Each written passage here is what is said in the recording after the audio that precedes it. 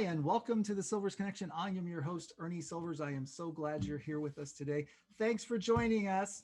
I am talking about a subject today that I just can't learn enough about, and that is your brain, how your brain works, how your brain learns, all of the myths and misconceptions about, old dogs and new tricks, and we can't learn because I'm too old. We're going to blow those things up today.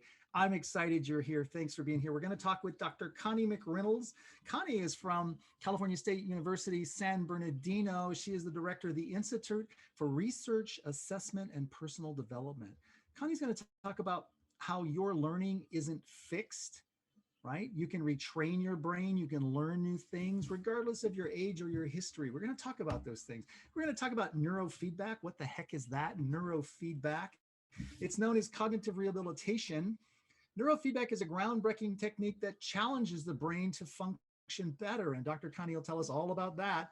Neuroplasticity is another word, another phrase, another concept that we'll get into. Neuroplasticity is the elasticity of your brain, meaning that your brain isn't fixed. Your brain isn't fixed. There's a phrase that says we only use about 10% of our brain. Not true, ladies and gentlemen, not true. We could use our brain better. That would be true, but it's not true that we only use 10%. Your brain is functioning all the time. So neuroplasticity explains how the human brain is able to adapt, master new skills, store memories and information, even recover from a traumatic brain injury in some cases. So it can help with PTSD, childhood development issues, learning issues, reading issues. All these things now through science can be addressed, and you can learn how to overcome those things. And that's what I'm bringing you today on the Silvers Connection. I'm so excited to bring Dr. Connie in. But before we do that, thank you again for being here. And please remember to drop us a line if you have a comment, question, or concern at mba@csusb.edu. We'd love to hear from you. Also, before we go, another reminder to like and subscribe, share the video, share it with your friends. If you heard something on here that is cool to you, go ahead and share the video and help us grow our listenership. That's what we're after here in the Silvers Connection. So without further waste of time, let's get on to our special guest. And Dr. Connie McReynolds, welcome to the Silvers Connection. It's so good to have you here. Thank you for inviting me. I'm excited to be here today. I'd like to pronounce your name correctly. That would be a good start, wouldn't it? Oh my goodness. All right. Connie is a licensed psychologist and certified rehabilitation counselor with more than 30 years experience. And she is the director of the Institute for Research, Assessment, and Professional Development at Cal State University. Connie, tell us about your institute, what it is you guys do there, and tell us about that. Sure. Well, thank you. So it's the Institute for Research, Assessment, and Professional Development, and we've been around for, I've been there 13 years. So we launched it 11 years ago, actually. Part of it started with providing assessments for one of the state agencies in the region. So we bring in our master's degree students sometimes to do this, and through our rehab counseling, I'm the program coordinator for the rehab counseling program as well. And it's just a nice mix because our students actually come through and learn about assessments, and then many times they're hired by the state agency. And so then they refer their clients to us for the assessments. So then the next generation of students gets to learn how to do these vocational assessments. And so we've been doing that for over 11 years. The other piece that's equally exciting and has a little more buzz to it, actually. Buzz. We want buzz here on the Silvers Connection. Give us the good stuff. It's the neurofeedback clinic. There we go. Now we're talking.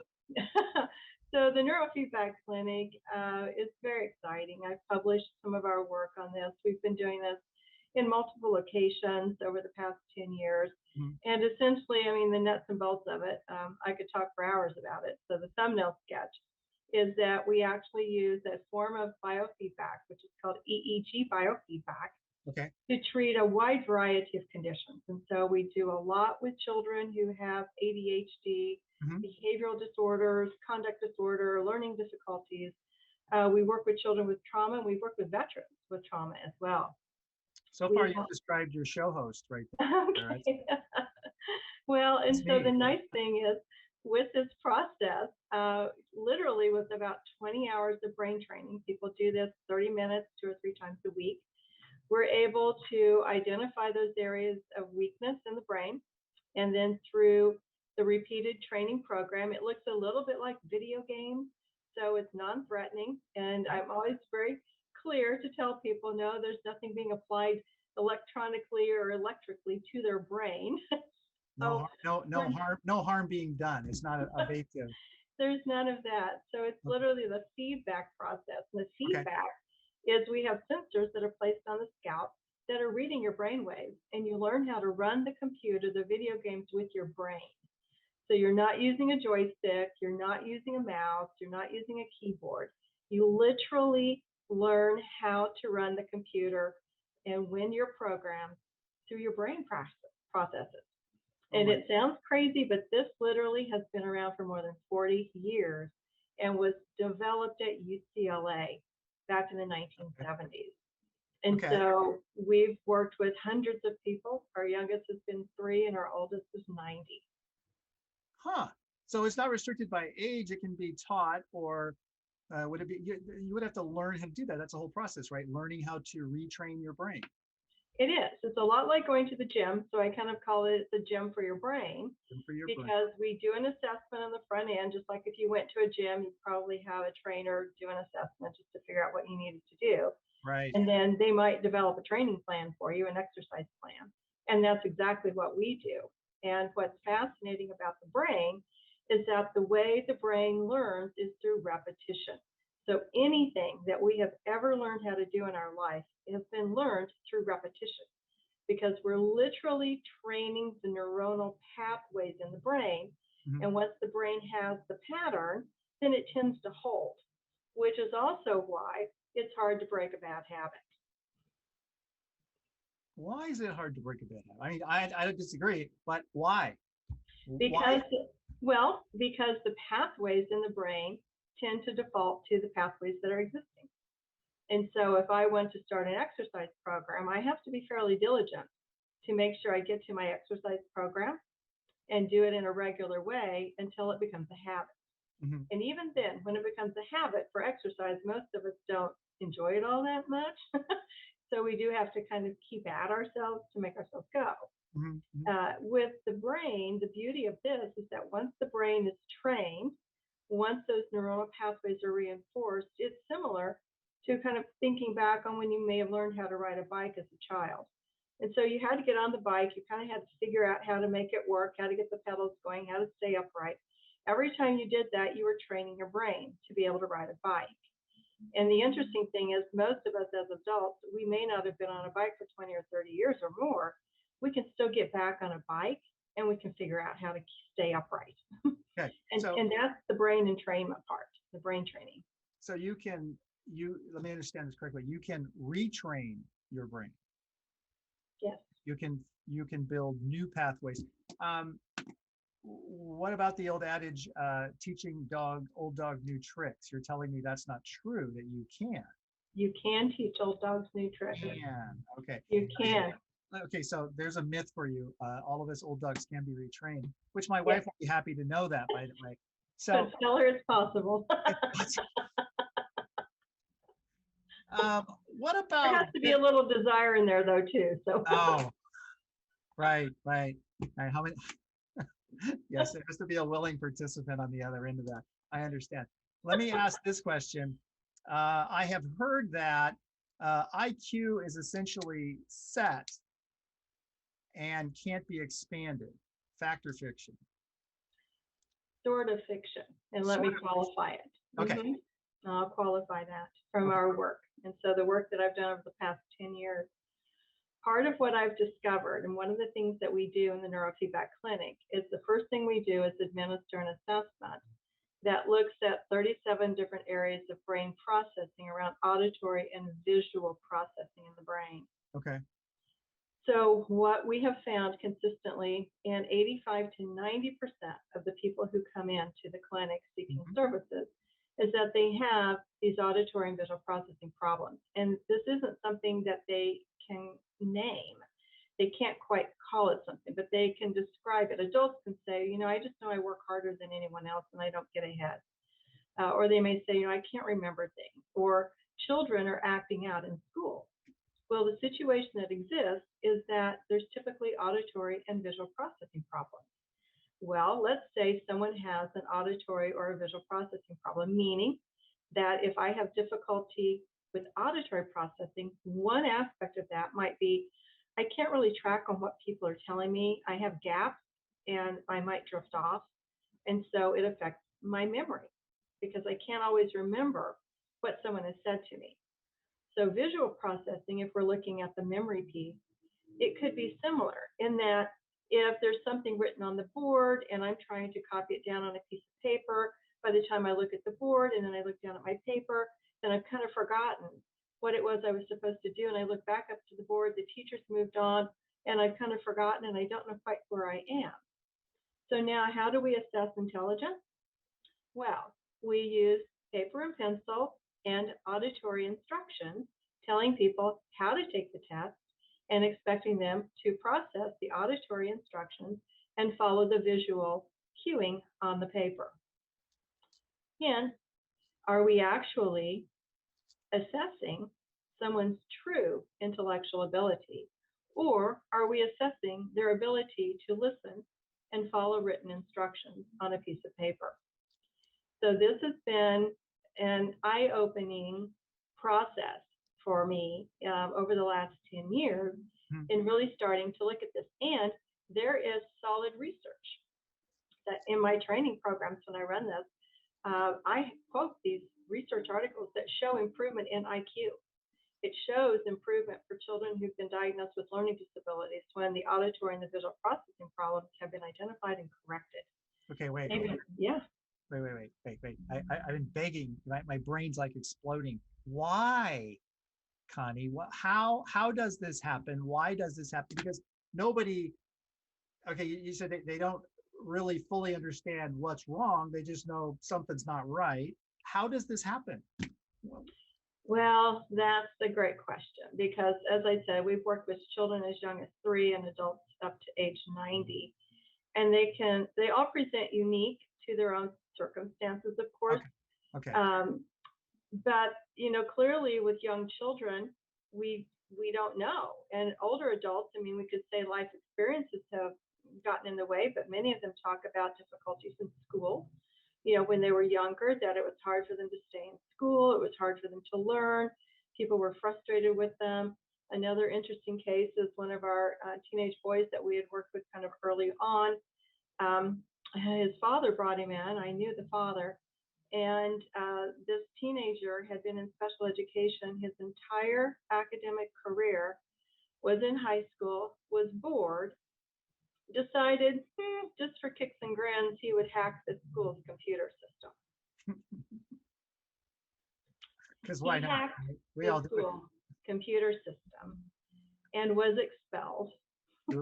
And the father brought him in, and we identified he had significant auditory and visual processing problems. We treated him for this. And then at the next year's state testing for the school, he scored the highest of anyone ever scoring in that school's history on the state exam. And he had been in special education all those years. Sounds like a case study. There should be a paper on that one. Oh my gosh. Well, you're starting to explain a lot of my trouble. I may have to schedule a tune-up, but I don't think in the gym. I think more like when I take my car to the shop and they hook up a diagnostic machine with all the wires, come out with a paper and say, okay, here's the problem. Well, it gives a report. It's 15 pages. So it's a little more extensive maybe than your car's diagnostic, but. Oh my goodness. All right. So then there are things that can be done to assess situations, train the brain, correct these problems. And we don't know Right. what some of the issues are. That's a little frightening. It's a little scary. Well, it's encouraging on some point because, just this week, a 22-year-old young woman had come in. We'd actually worked with her father years ago in our work with veterans with PTSD. So we'd had funding from a county VA. We'd worked with about 30 veterans with trauma, PTSD, And so I published on that. That's available up on my website to see that. He brought his 22-year-old daughter in because she's been struggling trying to get a hold in academics. Mhm. And, she sat there and she told me, she says, I knew at age 10, I was telling my mom, I said, there's something wrong. My brain just isn't working right. I don't know what's wrong. And so I did the assessment on her this week, and she is extremely impaired in several critical areas of attention and concentration. And I handed her those assessments. Her memory is significantly impaired, and she's a bright woman. And so she looked at me and she said, I said, it's a lot to take in, and it can be a little difficult. And she said, no, you don't understand. These are the answers I've been looking for over 12 years, and you've just handed me the answers. I've always known there was a problem. I just didn't know what. Yeah. Oh my goodness. Okay. I'm going to switch from that for just a second. That can go forever. So here is a topic that's been running on Silver's Connection for the last 14 months, and that is the COVID. And not COVID per se, not the virus, because that's a whole different issue, but the lockdowns, the seclusion, how it's impacting people. Let's talk about that for a second. Sure. What do you see the fear of returning? Is that real, perceived, both? It's real, it's perceived, it's overwhelming. Yeah. So we recently we're doing an assessment for one of these agencies, and classic case of what really could almost be diagnosed as a PTSD, or post-traumatic stress response in this particular client, who had lost some loved ones and has been isolated and is frightened to ever go anywhere without a mask and gloves on, and yet needs a job. And so where are you going to go where that this is possible? And the psychological stress that she is under, the duress that she's experiencing, is real. She's frightened. She has no idea how to resolve this. She is in therapy. But when we're dealing with fear, and we've had prolonged exposure to fear, I could do a whole dissertation on this, but what happens in the brain. And so let's just say we have a moment, we're driving and someone cuts in front of us and our heart rate increases, our palpitation, all of this, we catch our breath because we almost were hit. It was like a moment where you're jarred and you're trying to recompose yourself. Right. Okay, so what had happened in that moment is a survival mechanism in your brain kicked in. And so that's the amygdala, the fight or flight part of our brain. And it is the part that is designed for survival. And there's also this piece where it's designed to seek out negativity, because negativity is perceived by the brain as a threat, and we need to scan for threats. And so anything negative, the brain, that part of the brain perceives it as a threat. And so our brain is so sophisticated. You talk about algorithms. There's not an algorithm on the planet that's more powerful than the one that runs in our brains for these seek and destroy missions of sort, to seek out threat. And so when we have one small incident, that system kicks in, the adrenaline runs through our system, of the cortisol. We breathe fast. We're trying to figure out, do we escape? How do we get out of this?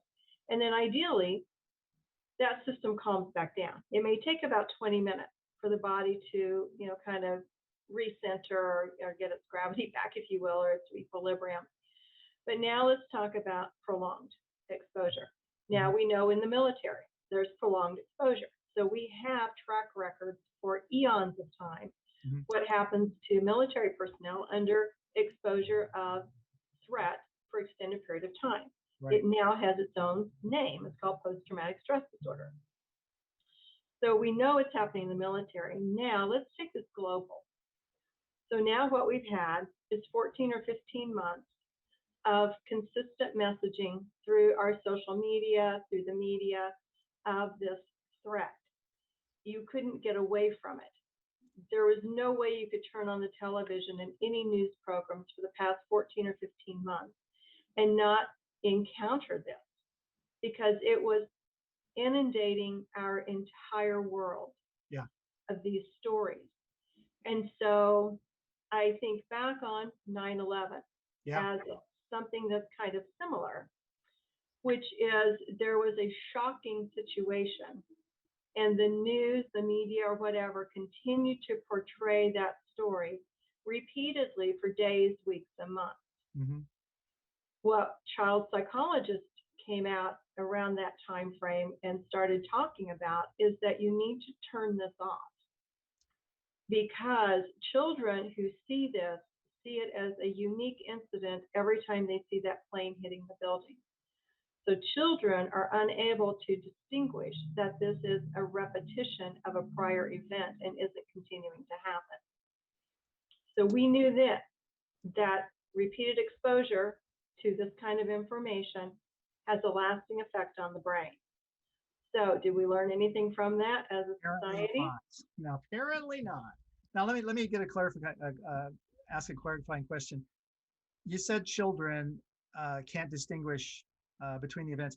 At what age or range does that ability kick in? I mean, when can that person start to distinguish? Well, there's some line of thought that none of us can actually do that. Well, because rationally, we can say, okay, this is a repetition. The brain, though, is seeing it as an incident. And we're not rational people, we're emotional people. We're emotional people. And so every time we see it, we're probably thinking about the people who may have lost their lives. We may have thought about how we were affected that day. We may have known someone who was affected or lost a loved one. And we've seen the fallout from all of that. So we're not neutral in what we're seeing and experiencing. It's not typically for most people a neutral. Now, there are some people who really are not affected, they would claim. I might question that just a little bit. Unless they're a sociopath. Right, because understanding our brains the way we do now through the field of neuroscience is we know that the brain's recording everything. We now understand that everything that we're experiencing, everything we're thinking, everything we're saying, we're hearing, we're viewing, everything is literally getting recorded in the brain. Mm-hmm. And so now we go back to that negativity bias. So the brain now is becoming more and more sensitized to this negative event. And it's designed to seek out negative events to keep us alive, to keep us secure, to keep us safe. So we've had 14, 15 months now of a lot of information that continually told us we were in harm's way. Mm-hmm. And what does that do to the brain? Well, it causes anxiety. It can cause depression, because anyone who was previously a little bit susceptible to any of those has more sensitivity mm-hmm. than others. But it's hard to say that anyone really was, if they tuned into this, could have been unaffected by it. Yeah, that's so. Then wow. Yeah, you had to go ahead and make this worse, didn't you? You just had to take it to that nth degree. So we're only seeing the beginning of what we don't know. Because the big shocker is very soon, people are going to be out and about unmasked. That's going to create its own issues. They have to go back to school. They have to go back to work. Some people have been in isolation for the last 12 or 14 months. They've not done that. Right. And it doesn't really matter then what we individually may think about the situation. There are others out there who have their own wars going on between their ears. Their problems are absolutely real for them. Yes. So how do we prepare for this? Well, I think there are ways. I'm always a hopeful person. So, by the way, I was hoping you weren't going to say, hell if I know, this is hopeless. So I'm glad you can say that. I think so, because I think we just have to be aware Okay. that there are going to be people who are really struggling. And we really kind of have to have the notion that we're dealing with a lot of survivors of trauma. And we know what this looks like from our military folks who have come back who've survived trauma. Hmm. So there's irritability, there's frustration, there's easy triggering of people. And that's what happened in this other case where we were doing this work with this woman. Heightened trigger, misinterpretation of facts, misinterpretation of communication.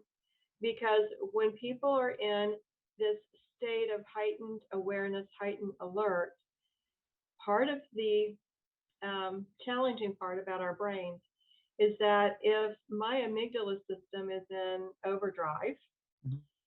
part of what doesn't work well is the frontal lobe, which is my rational decision making and executive functioning part of my brain. Because if I'm in a fight for my life, I don't need to sit around and debate that with someone. That part of my brain, I'm not needing it. I'm needing to be able to get out of there or fight my way out. So I go into survival strategy. And that doesn't include necessarily that frontal part of the brain all the time. And so part of what we get is, people who are really frightened, for whom rational thinking and conversation, you can't argue with someone who's in that state. You can't talk them out of it. I used to work at the VA in Madison, Wisconsin years ago in the Chemical Dependency Treatment Center, and I saw these. We were working with Vietnam veterans at that time. These flashbacks are real. Yep. They don't know where they are. They lose space and time, and they go into survival mode. And so, thankfully, not everyone on the planet falls into this category, but we will see people who do. And I think the more we have an understanding of really what they may be experiencing, then the less reactive we might be to their behaviors. And that's really, I think, the key here, because when we have students come back to campus, we are going to have students who fall into this category. We're going to have students that don't. We're going to have some that do just fine. So we can't judge all of them the same. Mm-hmm. We have to be very cognizant about what trauma looks like, what heightened fear looks like, and that this has been in a locked on position, which is this trauma response, for a long time. And so this isn't going to go away just overnight. This is going to require time for the brain to settle down. And if I could issue an edict for anything in the world, you can hear. Go ahead and issue it, and here's my edict. Okay. Turn off the news. Turn off the news. Stop watching. Stop listening. If you are in a state where you're sensitive to any of this, stop participating in that immediately, because you're only aggravating the condition more. So turn it off. Get off the social media. Get outside. Go sit in a park somewhere. Get away and get quiet and peaceful so that your brain has time to relax and heal itself, because it really is a state of needing to heal from extensive trauma response. So when we teach emotional intelligence, we talk about emotional hijackings, where what you described earlier, where something happens that does trigger that fight flight mechanism, whether real or perceived, that you become emotionally hijacked, trying to do that fight, flight, or freeze thing. So what we're talking about here is people who are stuck. They're like now almost hardwired into that emotional hijack state, or PTSD like. Oh my goodness. And they may not even know they know that. They just know that this is a real deal for them. They're almost like someone who sees ghosts that nobody else sees. For them, it's very real. It's very real, and their reactions feel very real. Their emotions feel very real to them. And so because this amygdala fight or flight is based on emotional response, then those emotions are what's driving this. And because the frontal lobe may not be as fully activated when we're not in that kind of state, that rational thinking, they may not be able to necessarily catch this in themselves. a lot of people, when they're in this, don't even know they're in it. Mhm. It's loved ones around them will say, I'm kind of noticing something going on here. I'm just, can we talk about this? Or, have you thought about talking to someone about this? Have you thought about reaching out to get some support, Mhm. kind of thing? And, I think we need to be sensitive to the fact that they may not even want to recognize that either. So the question not to ask is, what's wrong with you? What is wrong with No, you? Don't ask that question. don't go there. Don't You go can there. say, right. You can say, is there something I can help you with? Let me ask you this: do you believe that some people may be more susceptible to this than others, or is it simply the constant diet of, say, network news and social media that just continues to feed it? Because I realize the brain can't really tell the difference between real or perceived. Whatever you feed it, it's just going to make it so. It Uh, does. so Yeah. are some people maybe more susceptible? Yes, there are people who are more susceptible. If they've had previous experiences with trauma or anxiety or depression, they are more sensitive. But if anyone sits in front of this media stuff Yeah. for more than a few brief minutes a day, if people are feasting on this, they're just as susceptible because now they have actually conditioned their brain along this fight and flight freeze scenario, and it becomes its own programming. So literally, we program our brain. We either program consciously or in an unaware state. Okay, so And that opens a big door for, we're going to have our own show because you're making me crazy. Um, the part about you can either program your own mind or be a passive passenger in your own vehicle, your body, and allow it to be programmed, which I think a lot of people do with social media. Yes. But I don't know that people understand that. Oh, they don't. And one of the things that we struggle with a little bit in the clinic is the amount of time that children play video games and the type of video games that they play. Mm-hmm. Some parents are very aware. I did an intake this week with parents who have never permitted their child to play video games at all. Oh my gosh. However, you survive. Well, and because they just have an awareness of what is the possibility with that. And so there are others, though, that for no fault of their own, there's just been so much lack of information about what this does to the brain that it becomes a management tool for some parents, and there's no fault there. A babysitter. It's just kind of how it operates in certain situations. But when there's aggressiveness that's developing in the child, one of the questions is, what are the video games? How much are they being played? How long has the child been playing them? And this isn't to say that, I don't want the video game industry coming after me with this, but it's known that we're programming our brain whenever we do anything repeated. And so what's the repetition? The repetition is, what are we training our brain to do? And because we've never really had an owner's manual for our brain, and I think about all the electronics, my weed eater came with an owner's manual. But where's the owner's manual for my brain? There is that one. And we wouldn't read it anyway, Connie. We wouldn't read it. It's probably right behind the owner's manual for my, my truck or something. We wouldn't. Right. But we're on the edge of this and we're kind of dancing around it. Let's talk about technology and what's it doing to us. We already talked about social media a little bit. We've talked about games a little bit. It's no secret that Facebook has done extensive studies and they have acknowledged the fact that they're playing with people's brains. They do. On purpose, making it addictive, perhaps. They make no bones about that, and they don't care. Okay. They don't care because it makes money for them. So what's technology doing to us in general? Well, obviously we can't live without it. So let's just start there. You don't want to be anti-technology. No. Right. But, it's like any other tool. If we use it responsibly and on purpose, as opposed to becoming a lifestyle. Well, I equate it to chocolate chip cookies. Oh, okay. So do we all pretty much like a chocolate chip cookie now I and think we then? do. Yeah, But if I make it my total diet, am I going to have problems?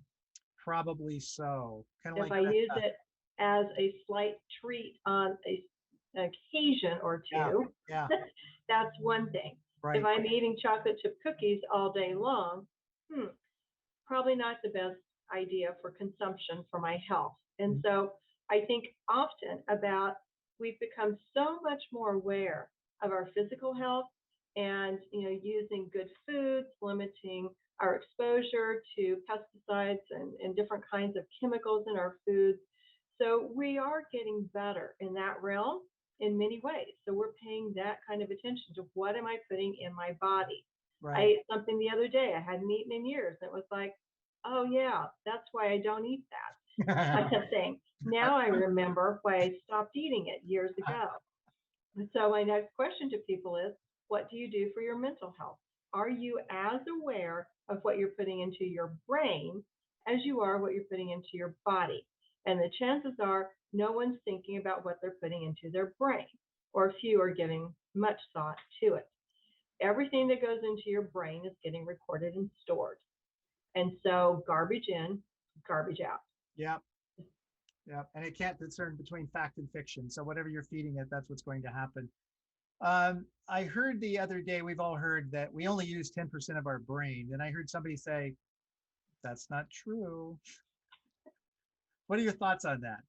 Only We use all of our we use brain. all of our brain. Okay. It's just some people However, are half witted. there's a caveat in here. Oh, wait, now you just spoil it all for us. Okay. Yeah, because we're not aware of about 95% of what our brain is doing on a daily basis and the decisions that we're making.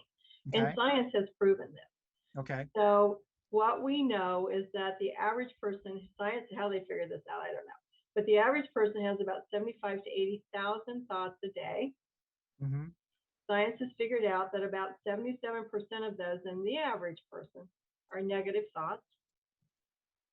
And science has also figured out that about 75% of illness, I mean, these are proven, this is literature I'm quoting, 75% of illness actually comes from our thinking. And so 25% doesn't. So it's not a 100% piece, but it does give us some insight into kind of what's going on. How much are we paying attention to what we're paying attention to? And so that's one of the exercises I have people do. When I'm teaching these classes, I teach classes on the dynamic power of the brain. I teach classes on cultivating optimism.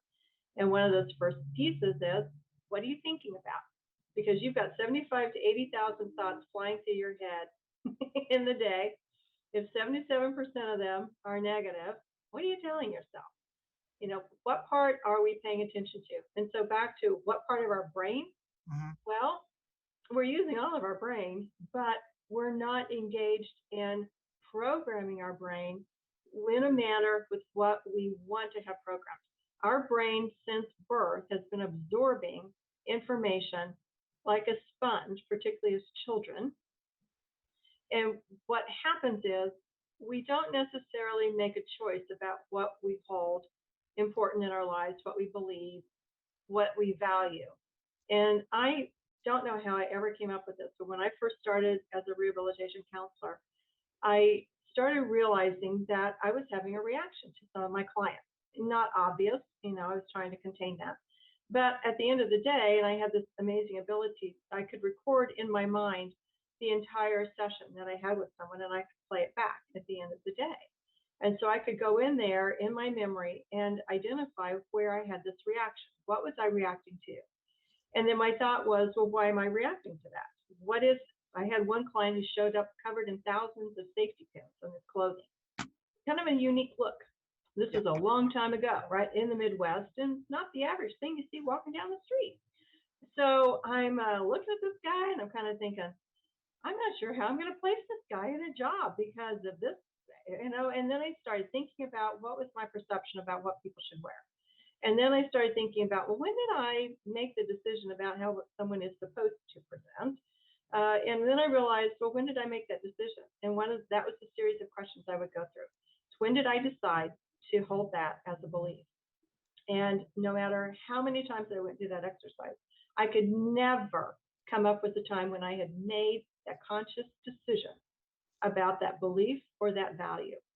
And so what I decided then is if I couldn't decide when I had actually made that decision, if I couldn't figure that out, is that something I value today? And so that started a lifelong process of really looking into this and thinking about it. Mhm. And that then led to a greater consciousness about what I was choosing in my life, and ultimately has landed me here today talking on your show Yeah. about how the brain works and how our programming works and what we can do to improve our quality of life.